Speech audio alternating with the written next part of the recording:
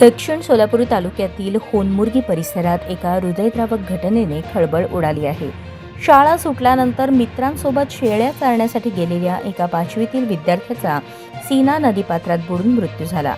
समर्थ कोळी, वय अंदाजे 10 ते 11 वर्षे असे या मृत मुलाचे नाव असून या दुर्घटनेत त्याच्या इतर 2 मित्रांना सुदैवाने वाचवण्यात यश आले आहे. शनिवारी दुपारी शाळा सुटल्यानंतर समर्थ आणि त्याचे 3 मित्रमैत्रिणी आपल्या शेळ्या घेऊन रानात गेले होते. दुपारच्या कडक उन्हामुळे तहानलेल्या शेळ्यांना पाणी पाजण्यासाठी हे सर्वजण सीना नदीपात्राजवळ पोहोचले. सध्या नदी दुथडी भरून वाहत असून पाण्याचा प्रवाह वेगवान आहे. शेळ्यांना पाणी पाजत असताना उन्हाच्या तडाख्यामुळे या चिमुरड्यांना नदीत पोहण्याचा मोह झाला. पाण्याचा अंदाज न आल्याने तिघेही मित्र नदीच्या पात्रात उतरले, मात्र प्रवाह प्रचंड असल्याने तिघेही वाहून जाऊ लागले.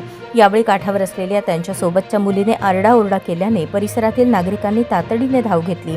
स्थानिकांनी प्रसंगावधान राखून पाण्यात उडी घेतली आणि वाहून जाणाऱ्या 2 मुलांना सुखरूप बाहेर काढले.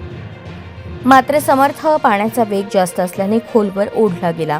बराच वेळ शोध घेतल्यानंतर त्याचा मृतदेह हाती लागला. होनमुर्गी गावातील एका उमद्या शाळकरी मुलाचा अशा प्रकारे अंत झाल्याने संपूर्ण गावावर शोककळा पसरली आहे. पालकांनी पावसाळ्यात दुथडी भरून वाहणाऱ्या नद्यांपासून मुलांना लांब ठेवावे असे आवाहन प्रशासनाकडून करण्यात येत आहे.